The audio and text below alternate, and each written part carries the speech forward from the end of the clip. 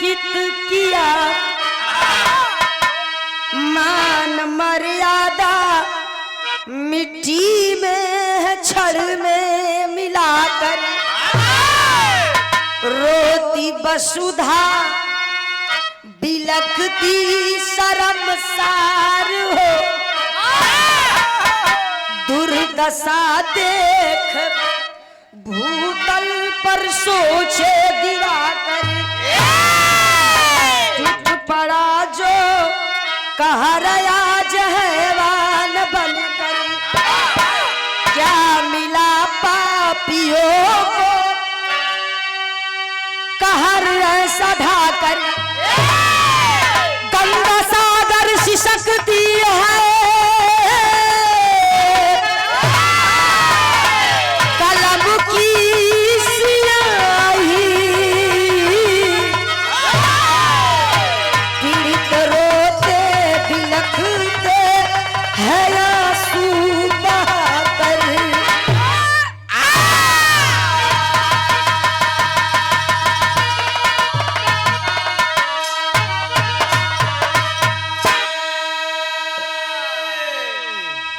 वाकई में इंसान अंधा हो चुका है, मानव मानवता को नहीं पहचान रहा, मानवता खो बैठा है। पहले का समय रहल बाबू कि अगर केहू गरीब के बेटी को बियाह फंस जात रहा, अगर गेहूं चाउर घट जाए या दाल सब्जी घट जाए, पैसा घट जाए तो पूरा गांव वाले चंदा लगाई देते रहे कि ई गांव का बेटी बा तो गांव को इज्जत बा, एक मनई का इज्जत जाई तो पूरे गांव का इज्जत जाई, इतनी एकता रहल। आज का वो समस्या है, समस्या जैसे शिक्षा बढ़ा वैसे समस्या बढ़ी है, जैसे जैसे शिक्षा बढ़ती गई समस्याएं भी बढ़ती गई। बेटी पड़ोस का बेटी, पड़ोस का बेटी दिन भर भूखी बा, गाँव वालन के पता नहीं बा, लेकिन पड़ोसी का बिटिया घरे में नहीं बा। 1 घंटा अगर 1 घंटा नहीं देखा नगल बगल गाँव में, कहिया है भैया दिखा दे नहीं फलाना बिटिया नहीं देखा, फलनिया फलनिया वाह का कर बा सोच बा। आइए एक बड़ी सुंदर गजल लगा था मास्टर, कैसे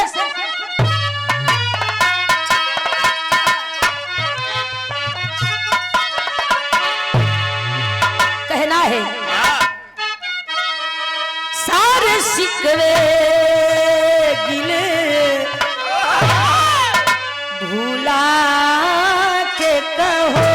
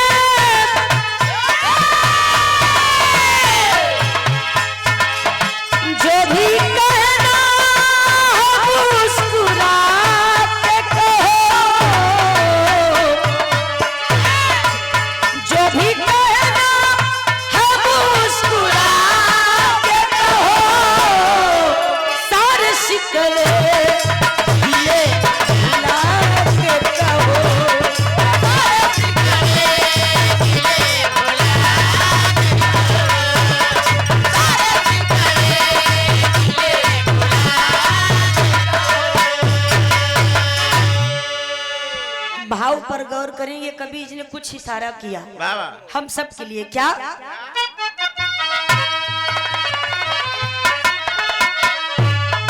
क्रोध के आगमन में आ जाला, कभी कभी हमारे घर परिवार में ऐसे हालात पैदा हो जाते हैं कि हम क्रोध में अपने आपा को खो देते हैं।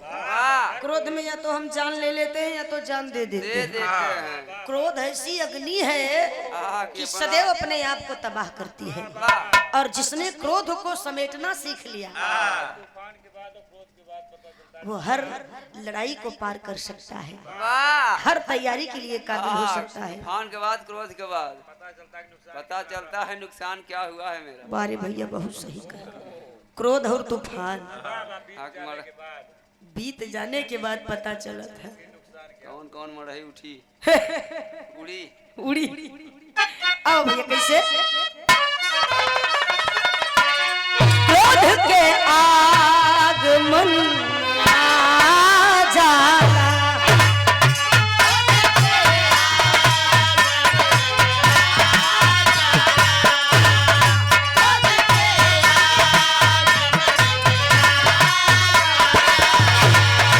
जरेला तन बदन,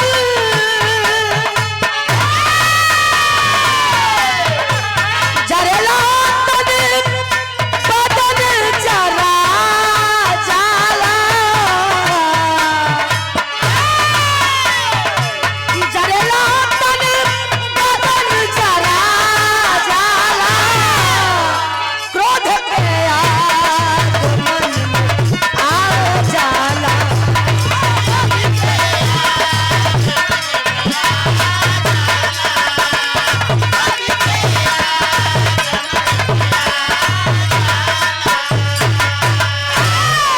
झरला तनी हो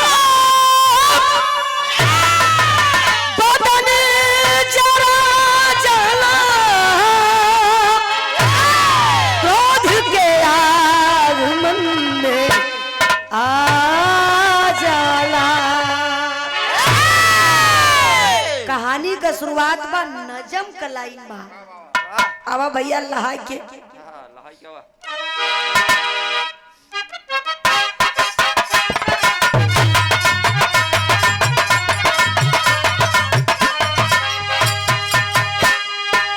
राय बरेली थाना,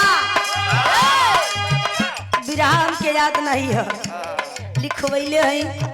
अब पहली बार मंच के लिए लिखवाया था कवि जी से कि कवि जी नया नया हादसा हुआ है, एक गीत लिख दीजिए, रिकॉर्डिंग के लिए नहीं मंच पर गाने के लिए।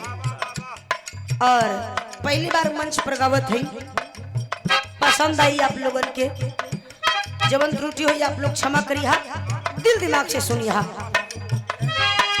कैसे भैया?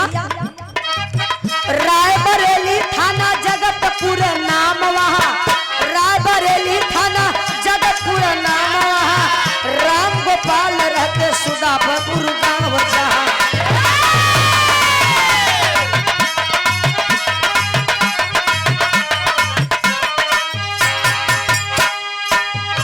रायबरेली थाना जगतपुर नाम वहाँ, राम गोपाल रहते सुदामापुर गांव जहाँ।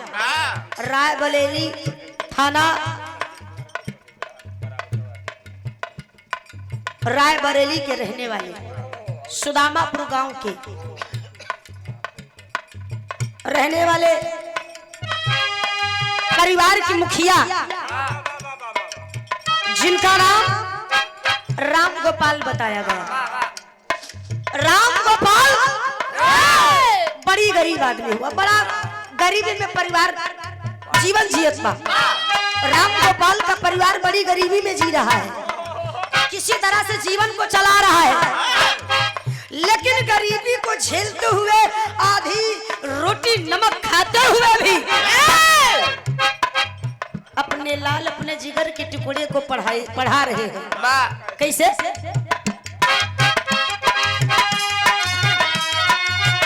बेटा सुनील को गरीबी में पढ़ाए हैं, बेटा सुनील को गरीबी में पढ़ाए हैं, दलित सुनील को शिक्षक की नौकरी पाए हैं।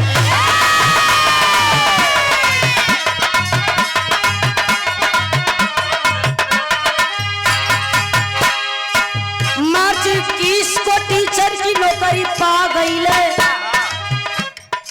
21 मार्च को 21 मार्च को मास्टर पद की नौकरी पाए। मुख्यमंत्री द्वारा सुनील कुमार को ज्वाइनिंग लेटर मिला कि आप स्कूल को ज्वाइन कर लीजिए और बच्चों को शिक्षा दीजिए। सुनील मास्टर जी राम गोपाल का बेटवा सुनील हुआ, बड़ा प्रसन्न हुआ, बड़ा खुश बा। परिवार में खुशी की लहर दौड़ पड़ी। हमारा बेटा, हमारा लाल सरकारी नौकरी पा गया, मास्टर हो गया है। अब हमारे का कुछ गरीबी दूर हो जाए, कट जाए। बार भैया जिलाया मेठी गांव पनोहना में आ गई, जिलाया मेठी गांव पनोहना में आ गई, विद्यालय पीएम श्री से ज्वाइन लेकर आ गई।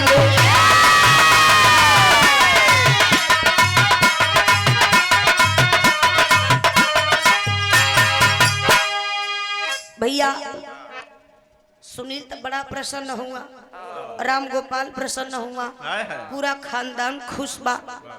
लेकिन उनकर ड्यूटी कहाँ लगल? कहाँ हो? जिला अमेठी वाह, थाना।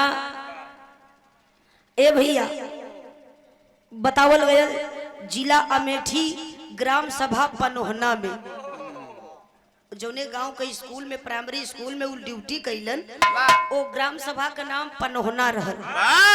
पनोहना में ड्यूटी लग गया। जब पनोहना में ड्यूटी लगल तो विचार कैला, हमार घर बा रायबरेली, ड्यूटी बा अमेठी में, घर रायबरेली, ड्यूटी बा जिला अमेठी में, 38 किलोमीटर का दूरी बा। अब रोज अइले गईले में फायदा नहीं खे, बड़ा खर्चा गिरी।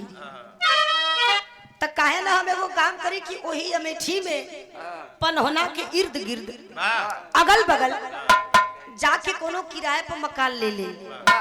सुनील कुमार गईला अपने बाबूजी से सारी समस्या बतौला।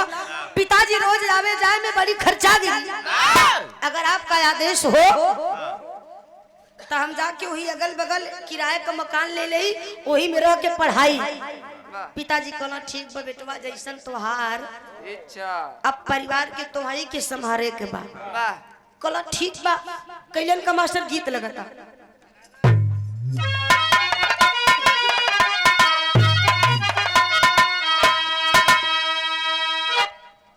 बड़ी निक लागे तोहर लुकिया बनी।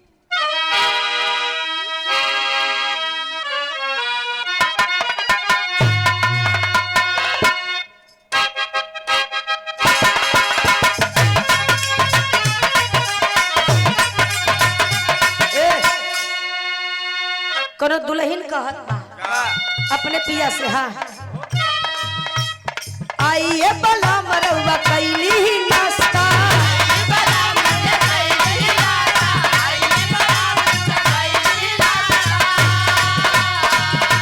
भुजिया परावठा के कोयली व्यवस्था,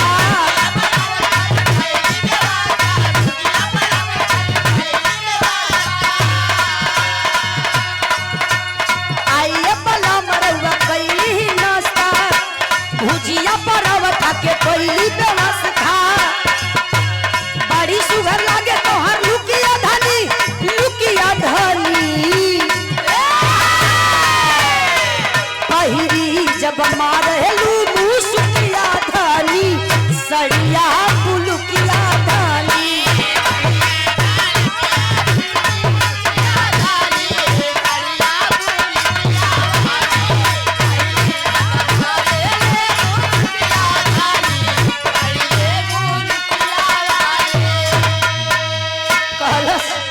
पहिरी जब मारेलू मुसुकिया धनी, सड़िया पुलुकिया धनी।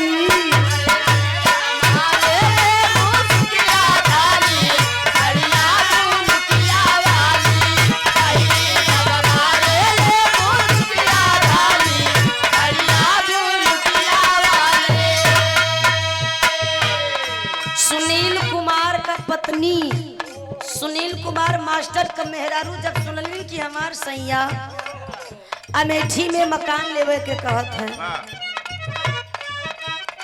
बड़ी खुश भई।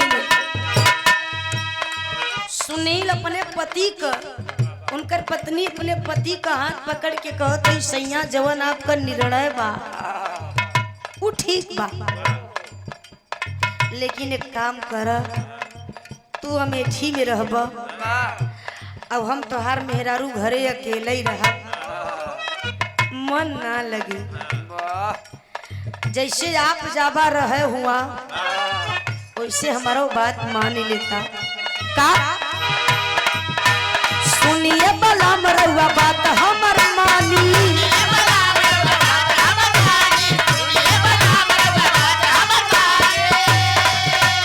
दिलावा के बात कानी दिलावा सचानी,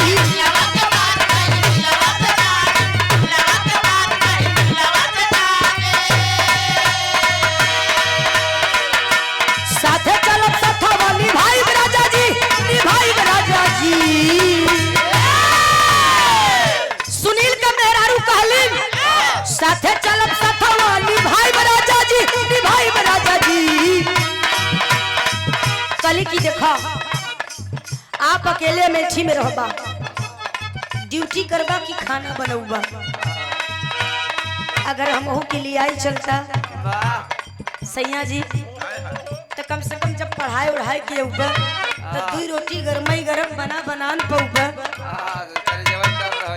तो तोहरो थकाई दूर रहे। सवेरे 7 बजे का स्कूल रही तो तू खाना बनौबा कि ड्यूटी जाबा।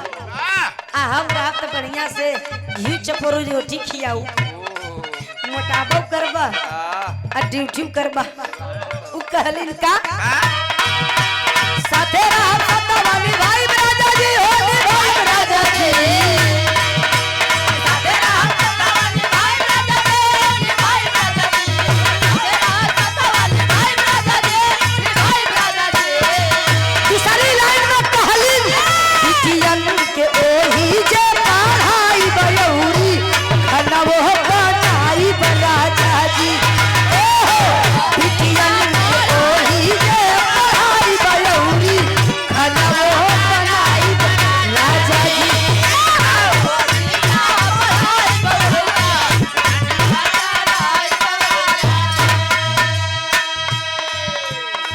शिवरतनगंज थाना आप लोगों ने सुना होगा, न्यूज में देखा होगा, पेपर में देखा होगा। ए भैया वही शिवरतनगंज थाने के बगल पनोहना गांव रहल, वही पनोहना गांव में उनकर ड्यूटी लगल रहे। लेकिन बाबू उनकर दुल्हन कले की सैया 2 गो बच्चा हुआ, कले की बिटियन के वही जे पढ़ाऊ बयौरी खानवो बनावी राजा जी, बना के खियाऊ राजा जी। हमारे साथ से बिटियों को ले चला, आप उधर पढ़ैया बिटियन के कहीं स्कूल में दाखिला करवा दिया, बिटियों पढ़त रही, हमनों को जिंदगी गुजरत रही। सुनील सुन के बड़ा खुश भइलन। क्या सोच कहना बा दुल्हन और का कहली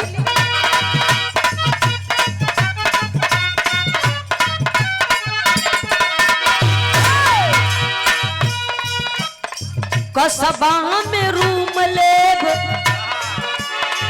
साथे रहल जाई,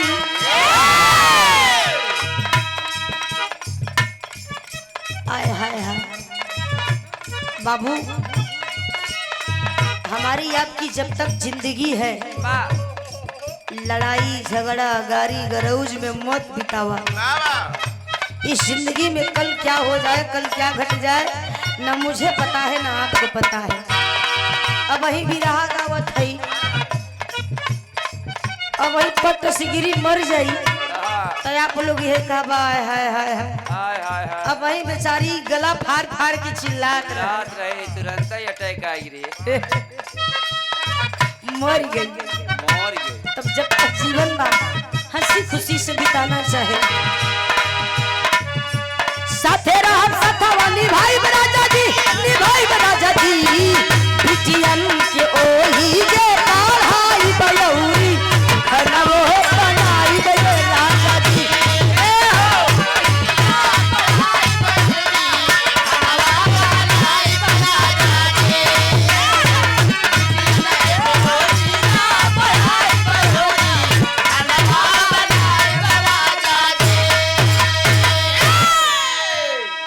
विदेशिया के लाइन में कहना बा शिवरतनगंज थाना जौने गांव में ड्यूटी लगल पनोहना में शिवरतनगंज थाना के बगल रूम ले लेलन।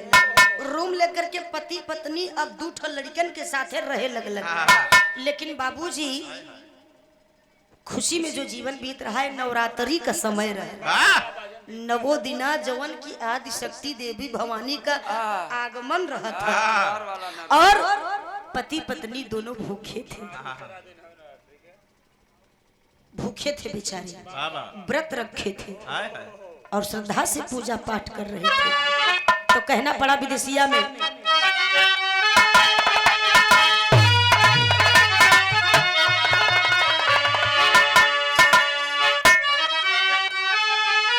शिवरतनगंज थाना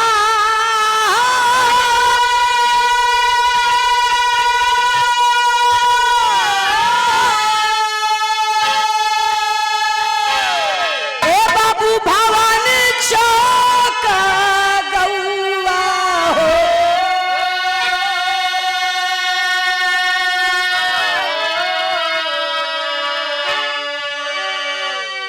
यह के हमारे परशुराम गुरु जी गाँव है। कैसे भैया उनकर लाइन द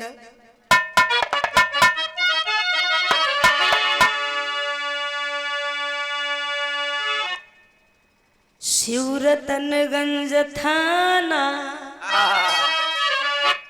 भवानी चौक हो, रूमली हले अमेठी दर मया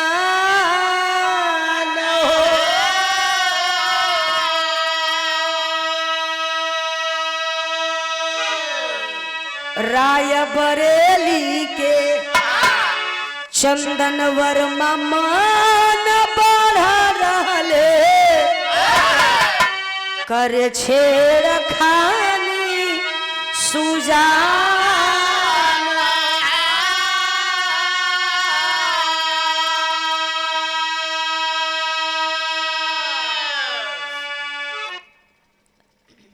जीवन खुशी में बीतता। सुनील रोजाना स्कूले जाए, पढ़ावे, पढ़ा के घरे आवे। 9 दिना का नवरात्र बा, पति पत्नी भूखल है बाबूजी। लेकिन पति पत्नी के बीच में जब कोई तीसरा आता है, जब कोई तीसरा आता है तब पति पत्नी में समस्या बढ़ जाती है। लेकिन पत्नी भी कलंकित नहीं थी, क्योंकि सुनील का जो साला था वो मीडिया में बयान दिया, सुना होगा आप लोगों ने, सर्च करिएगा, कि चंदन वर्मा नाम का जो कि ब्लैकमेल करता था सुनील की पत्नी को। सुनील के साले ने बयान दिया मीडिया के सामने कि मैं अपनी दीदी को लेकर मौसी के यहाँ जा रहा था। तो चंदन वर्मा कनपट्टी पर बंदूक रखकर हमारी बहन के साथ जबरदस्ती एक सेल्फी फोटो खींची और उसी फोटो को वायरल कर दिया। और कत्ल के कुछ ही दिन पहले उसने ट्विटर पर, फेसबुक पर लिखा था कि 5 दिन के अंदर, इतने दिन के अंदर 5 लोग मरने वाले हैं, इतने लोग मरने वाले हैं, जिसको बचाना हो बचा ले। चंदन वर्मा सुनील मास्टर जब स्कूल चला जाता था तो घर पर आकर के जबरदस्ती करता था। लेकिन सुनील की पत्नी बड़ी हिम्मत वाली थी, डांट कर, फटकार कर, दरवाजे से भगाया करती थी। एक बार नहीं कई मर्तबा हो गया। चंदन वर्मा हमेशा उनकी पत्नी को ब्लैकमेल करता था, छेड़खानी करता था। चंदन वर्मा छेड़खानी करता था। सुनील मास्टर की पत्नी कहीं मार्केट चली जाए, कहीं बाजार करने चली जाए, साग सब्जी लेने चली जाती थी, तो चंदन वर्मा जबरदस्ती छेड़छाड़ करता था। बर्दाश्त नहीं कर सकी। अपने पति से बताई तो पति ने इस पर बाबूजी क्रोध जताया और कहा कि मैं चंदन वर्मा को नहीं छोड़ूंगा। चंदन वर्मा को इस बात की खबर हुई। चंदन वर्मा सुनील मास्टर को मरवाटा पिटवाता है। सुनील घायल हो गए तो पत्नी और अपनी बेटियों को लेकर के शिवरतनगंज थाने में एफआईआर दर्ज कराए। लेकिन धन्य है हमारा आज का कानून। शिवरतनगंज थाने में सुनील मास्टर ने बीवी और 2 बच्चों के साथ एफआईआर कराया, लेकिन उनकी एफआईआर कोई दर्ज नहीं कर रहा था। पत्नी रो रही थी, बच्चे रो रहे थे, सुनील मास्टर से दबाया जा रहा था। चंदन वर्मा के खिलाफ कोई पुलिस, कोई सिपाही एफआईआर लिखने को तैयार नहीं था। ये बात किसने बताई? सुनील का मेहरारू का भाई बतौलस। उस समय मैं भी थाने पर था, अपनी दोनों भांजियों को मैं संभाल रहा था। मेरे जीजा जी घायल थे, लेकिन थाने में कोई सुनवाई नहीं हो रही थी। गीत लगा था भैया का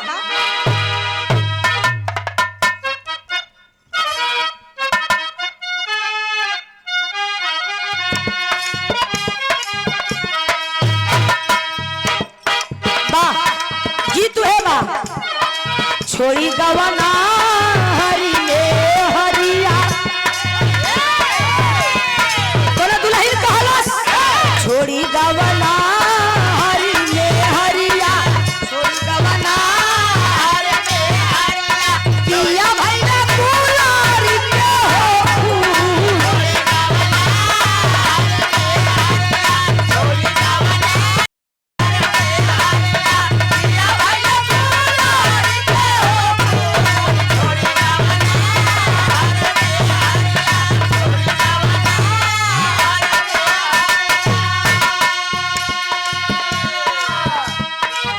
भाव में कहना है। सुनील थाने पर घायल है, पत्नी रो रही है, दरोगा के सामने, सिपाही के सामने हाथ जोड़ रही है कि हमारी रपट लिखी जाए।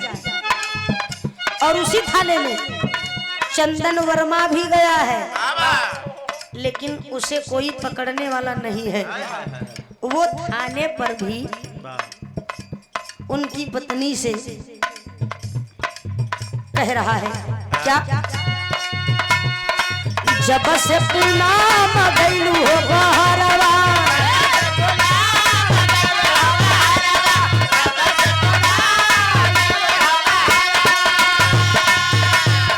जब से पुनाम गइलू हो बहरवा, होई गइलू तू जी के हो चार।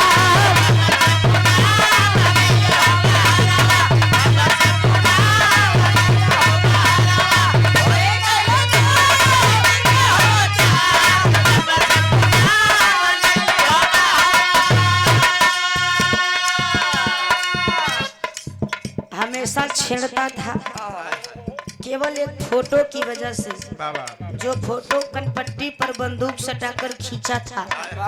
पति के नजर में पूनम को गिराना चाहता था। सुनील की पत्नी का नाम पूनम था। कहता है मुझे भूल गई, मुझसे प्यार करती थी, और आज पति पा गई नौकरी वाला, तो मुझे भूल गई। सुनील की नजर में पूनम को चंदन वर्मा गिराना चाहता था, लेकिन पूनम ने अपने पति से कोई बात नहीं छिपाई। सारी बात बताती है कि मैं इसे नहीं जानती, ये मेरे साथ जबरदस्ती कर रहा है। आप स्कूल चले जाते हैं तो ये घर में आकर छेड़खानी करता है। मेरे बर्दाश्त से बाहर हो गया। कहलो का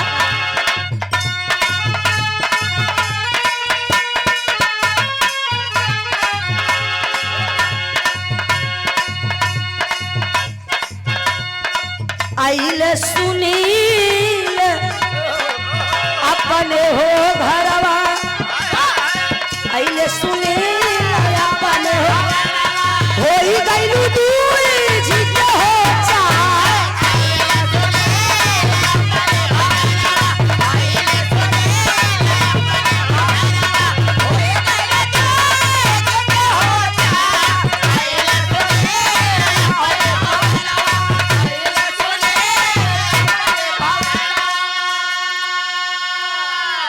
बाबूजी FIR एक मुंशी मिला, एक दलाल मिला। थाने में एक दलाल होता है। सुनील ने दलाल के द्वारा FIR दर्ज करा दी। FIR दर्ज करा के मेहरारू वो बिटिया के लेके घरे आई गई। जब घरे आई गई फिर भी कोई सुनवाई नहीं हुई। अगर थाने वाले चाहते तो सुनील, उसकी पत्नी, उसकी बेटियां जीवित रहती। थाने वालों ने कोई सहयोग नहीं दिया। टेरी का लाइन में मास्टर।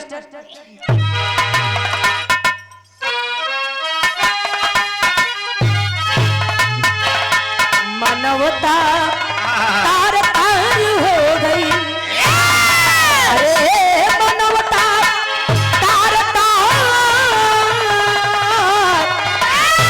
ओ मानवता तार तार हो गई। धरती तिलक पड़ी, नभमंडल हुआ जाग।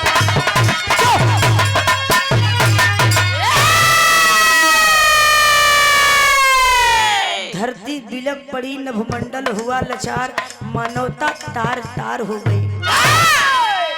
विदेशिया का लाइन में भैया आवा।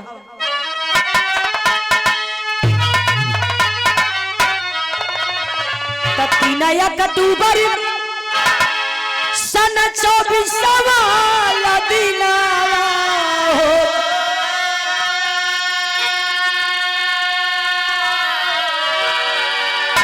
अरे नवरात्र के पावन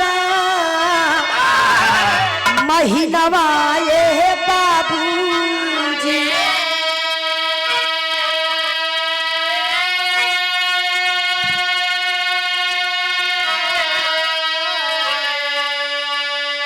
भूखल नवरात्र रहले, करत अब बात रहले, करबे जाके देवी दर सनवा ये बाबू।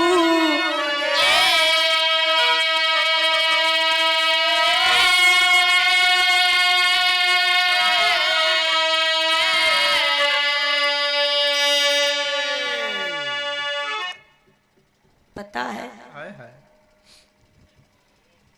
वर्तमान में, प्रेजेंट में कुछ संकेत करूंगी, आप लोग समझिएगा। जो सरकार चल रही है, ए बाबू ऐसा एक बंद करा 2 मिनट, फिर चालू करिए।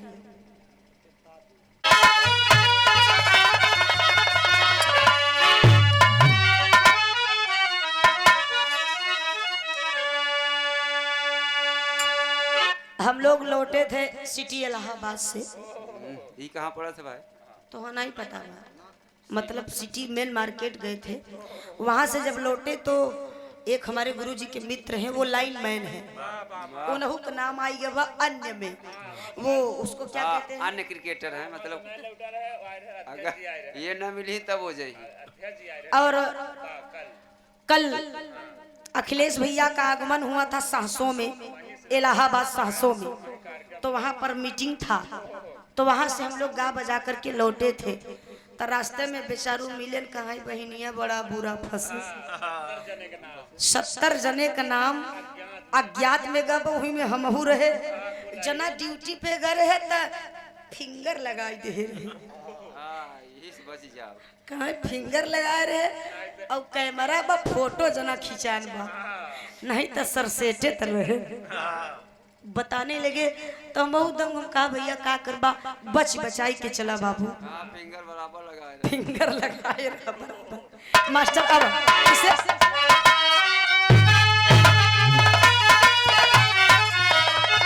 तब भूखल नवरात्र रहले, अरे करत अभी बात रहले, करब जाके देवी दर सनवाए बाबू।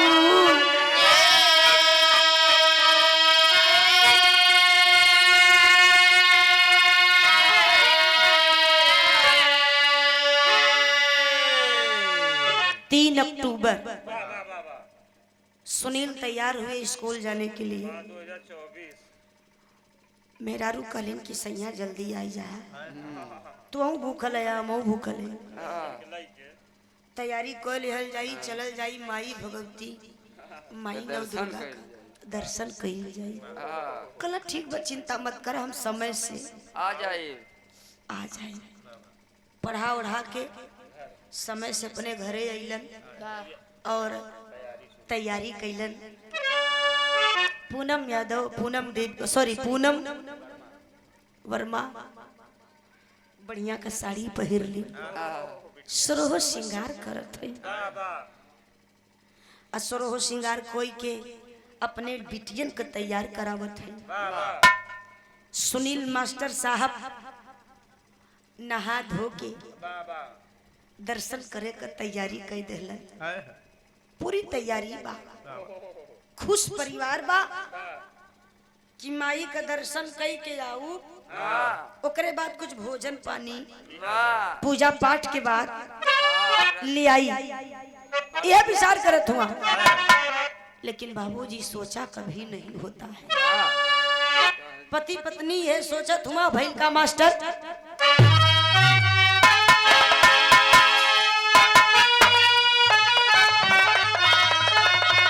घर में समाई गई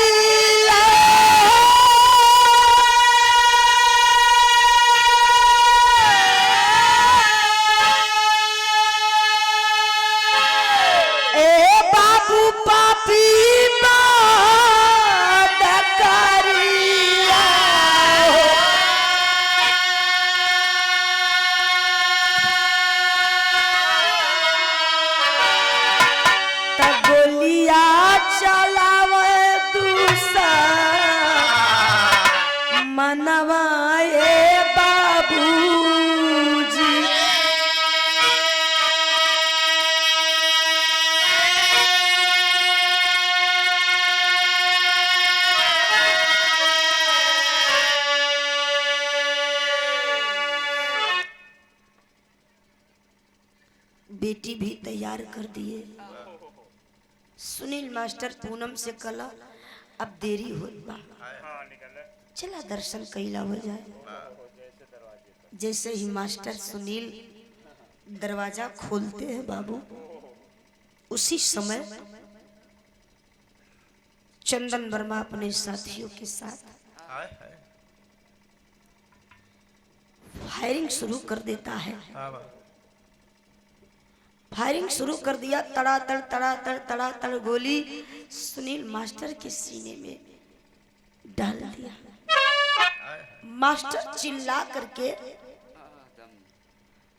छटपटाते हुए धरती पर गिर गई। जब धरती पर गिरला गोली का आवाज पूनम सुन ले ही बाबू, पूनम दौड़ के अइली, चंदन वर्मा को धक्का देती है। चंदन वर्मा को धक्का देकर के अपने पति को अपनी तरफ खींचती है और खींच कर छाती पीट के रोवे लगली, सैया ये का हो गई लोग। पति के सिर पर मुड़ी धके पूनम के कुछ समझ में ना आवा था बाबू, लगली छाती पीट पीट के रोवा कि हमने कहाँ जात रही, ई का हो गया। चंदन वर्मा देख रहा है। तब तक दोनों बच्चियां आ गई। दोनों बच्चियां सुनील कुमार के बगलिया गिर के रोवो थे, पापा पापा, छोटी छोटी बेटियां हैं, पापा पापा चिल्लात है बाबू। पूनम वर्मा जोर जोर से चिल्ला चिल्ला कर रोने लगी। कैसे मास्टर?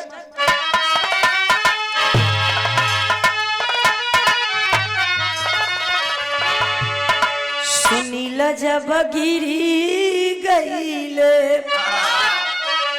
पूनमया के धक्का दियारी,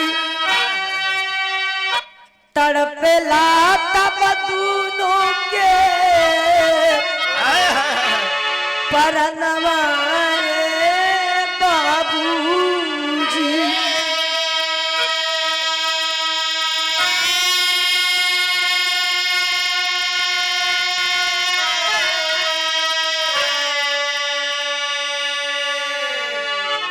से नहीं बर्दाश्त हो रहा है बाबू। नवरात्र के दिन में चारों तरफ डीजे बजा था, चारों तरफ शोर है। पूनम चिल्ला रही है बचाओ बचाओ, कोई तो मदद करे, लेकिन कोई सुन ही ना रहा है। बगले में पंडाल बैठा था, साउंड की तेज धमक दी, पूनम चिल्लाते हैं और चंदन वर्मा हंस रहा है, मौजूद है बाहर चंदन वर्मा पापी कसाई एक हंसते खेलते परिवार को बाबू श्मशान बनाने जा रहा है। गीत लगा था मास्टर।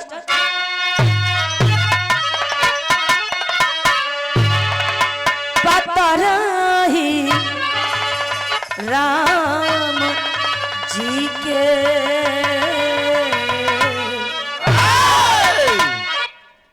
पातरबा कमरिया राम। भाव में कभी लिखलन बिटिया जब देखलस कि हमार पापा धरती पर गिरल हुआ गोली से भुनाइल बछाती, तो बेटी पापा पापा कह के रोवे लगल। देखी दशा दृष्टि रोवे हो, देखी दशा दृष्टि बिटिया करली नरुदनवारा।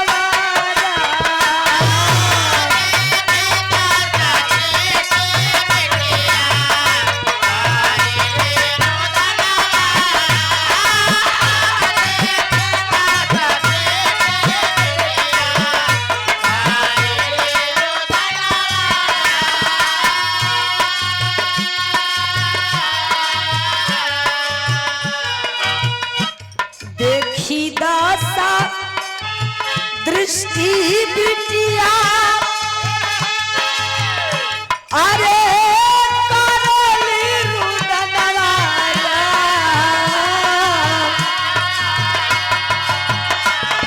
मारी दिहल गोली तब, मारी दिहल गोली तब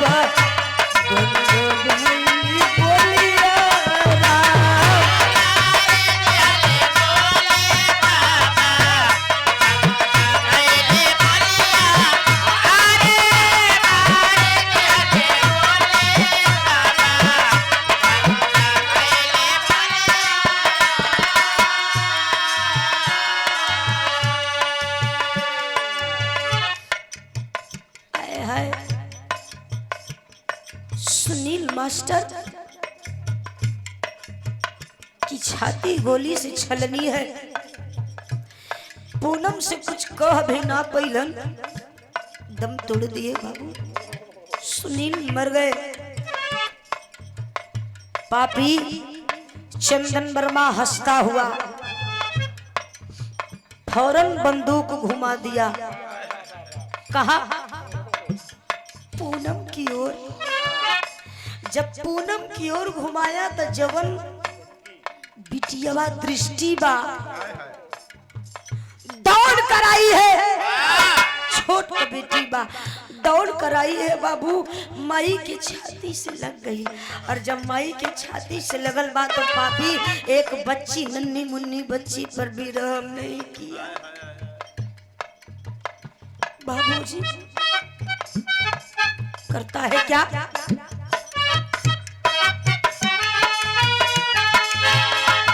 मिट्टी के मुआई दिया,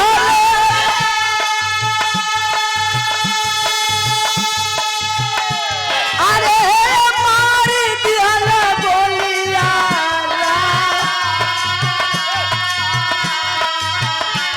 मार दिया पूरा परिवार खत्म, पूरा परिवार खत्म।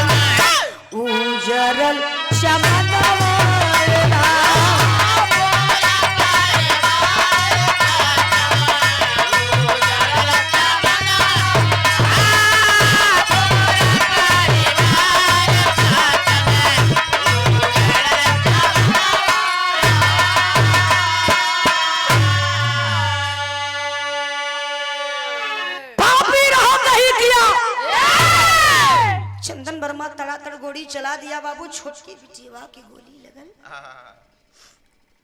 अब बिटिया तड़प करके गिर गई। मम्मी मम्मी कह के दम तोड़ दिलस। पूनम पागल हो गई, लगले छाती पीट करो भाई। तबले दूसर की बिटिया भागत की आवत है। चंदन वर्मा पिस्तौल को तान दिया, और जब पिस्तौल को ताना है बाबू तो पूनम दौड़ के चंदन वर्मा का गोड़ धर ले ली। चंदन राम करो, दया करा चंदन, मेरे पति को मार दिया, मेरी बेटी को मार दिया, कम से कम मेरी इस बेटी को तो छोड़ दो। दूसरी बेटी का नाम निक्की बा। लगल रोए बाबू चंदन वर्मा का गुड़वा धके, लेकिन चंदन वर्मा की आंखों में जरा सा भी रहम नहीं था। अहे बाबू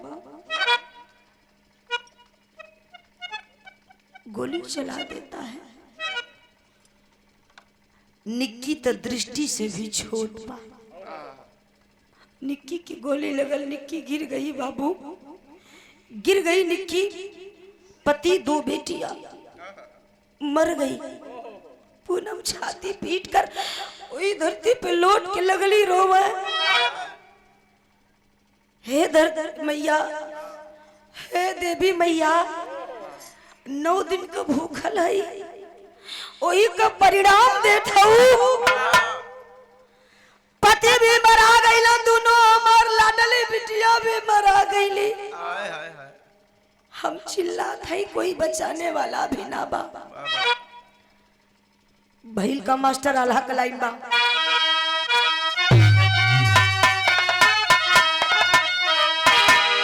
अरे दुष्टन के नाश जवन,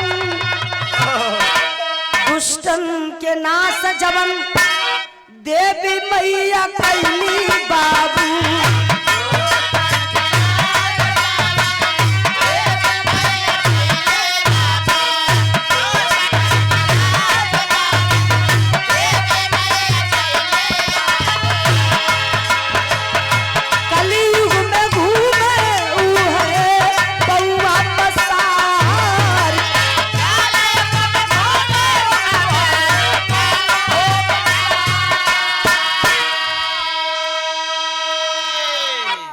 बाबू पूनम पागलों की तरह रोने लगी। चंदन वर्मा और उसके साथी ठट्ठा मार के हंसते हैं। इतने पर चंदन वर्मा गोली चलाता है पूनम की छाती पर। पूनम के सीने पर गोली चलाया है। पूनम तड़पते हुए धरती पर गिर गई और अपने पति की छाती पर दम तोड़ देती है। क्षण में पति पत्नी दो बेटियां दर्दनाक मौत पाई है बाबू। पूनम का सवाल माँ से, माई देवी से, ए मैया 9 दिन को भूखी रहे कौन फायदा भवा। बारे भैया कैसे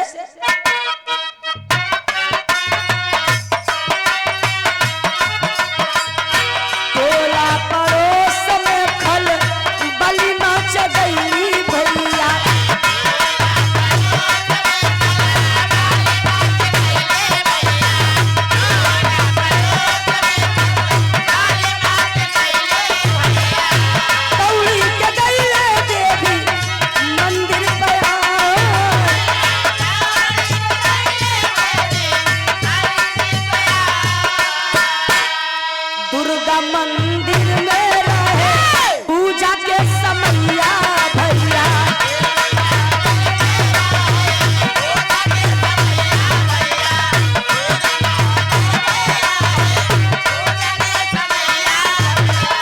चौका से भागल अइले सब नौजवान।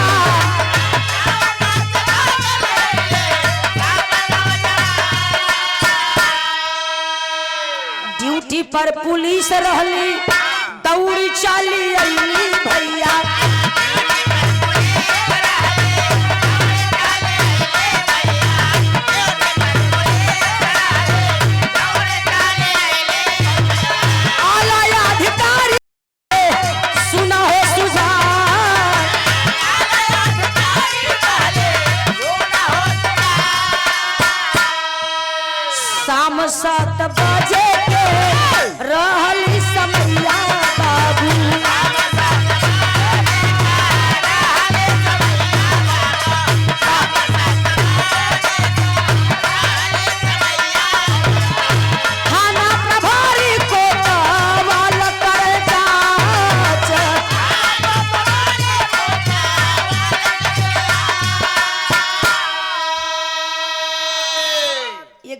घटना जब हुई थी करीब करीब उस समय शाम के 7 बजे थे। बगल में दुर्गा मंदिर था, वहां पर पूजा की पूरी तैयारी हो गई थी, पूजा चल रहा था और ये लोग जाने ही वाले थे। देवी का दर्शन भी नहीं कर पाए और दर्द भरी मौत पा गए। मौत के घाट उतार दिया गया। ए बाबू, वहाँ के डीजीपी, वहाँ के जो अधिकारी आला थे, सिपाही थे, फौरन पहुँचते हैं, मौके पर देखते हैं घटना को और चंदन वर्मा कत्ल करके वहाँ से भाग निकला। बाहर प्रशासन, वह पूनम, वह सुनील दुर्घटना के पहले FIR दर्ज करेला कि हमारी रक्षा की जाए, हमारी रक्षा की जाए। चंदन वर्मा से कोई सुनवाई नहीं हुई।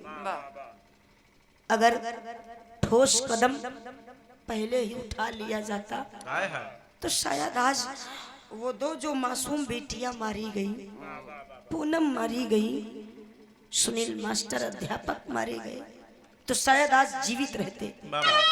लेकिन हमारे देश का कानून ऐसा है,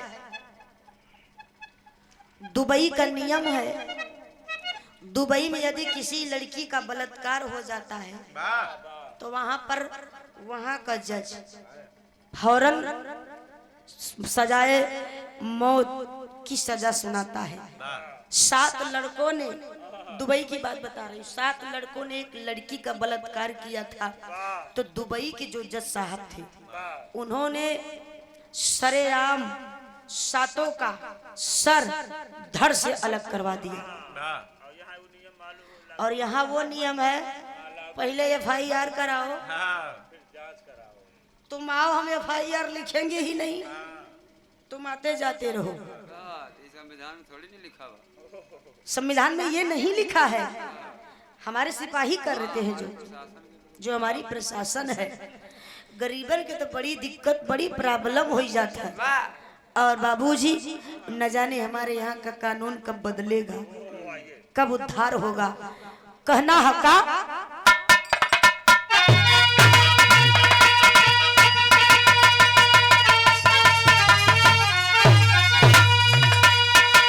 जनता ने मांग किया, ललकार क्या कहा, प्रशासन से क्या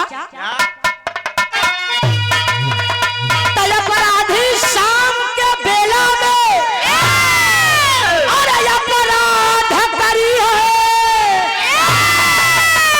तो कैसे जीवन रूपी नैया भाव से पार हुई है।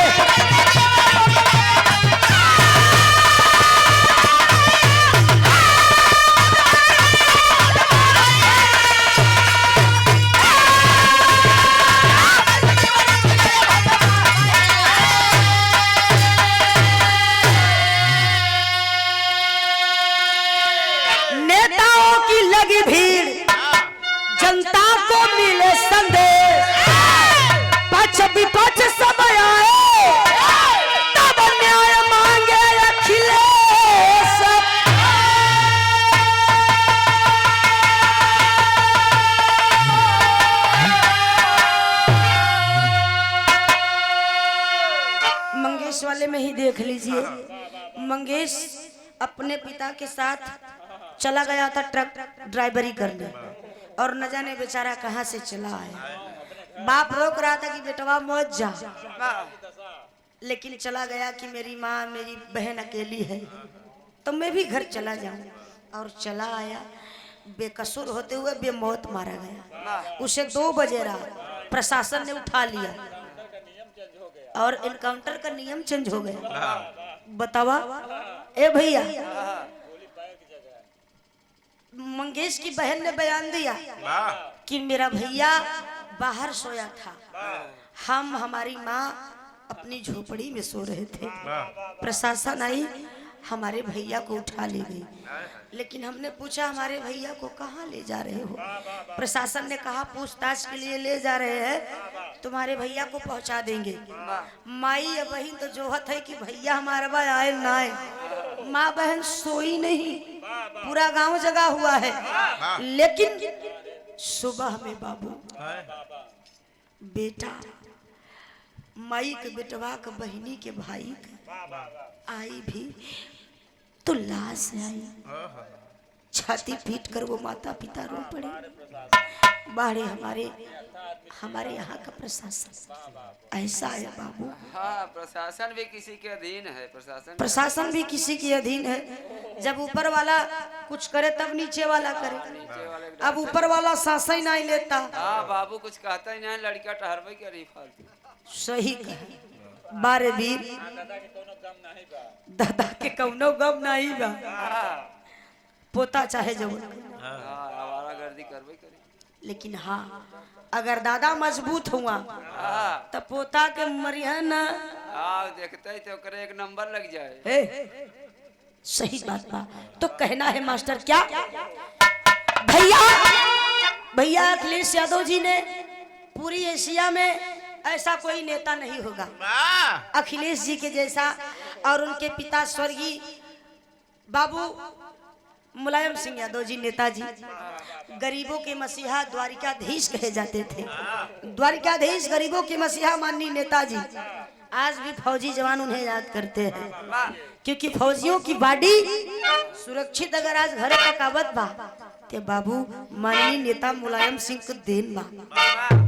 ए भैया, तो अखिलेश भैया ने मंगेश वाले मामले में भी न्याय की मांग की थी और सुनील मास्टर और पूनम वाले मैटर में भी उन्होंने न्याय की मांग की कि चाहे जो हो जाए लेकिन जांच होनी चाहिए।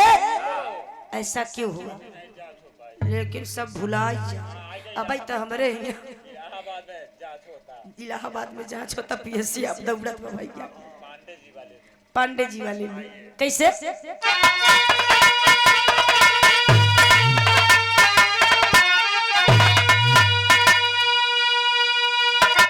ले ले।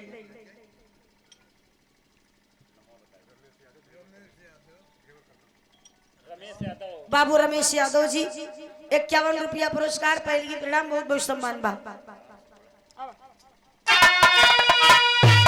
अपराधी बचाना यह योगी सरकार चाहिए। अरे ऐसा जीवन रूपी नहीं भाव से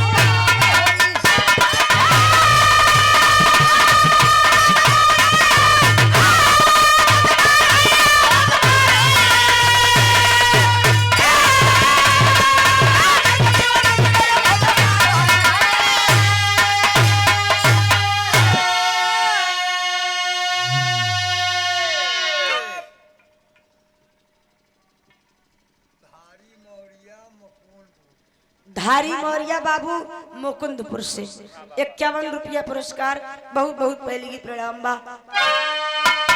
भैया अखिलेश जी ने न्याय की गुहार लगाई, जांच की गुहार लगाई।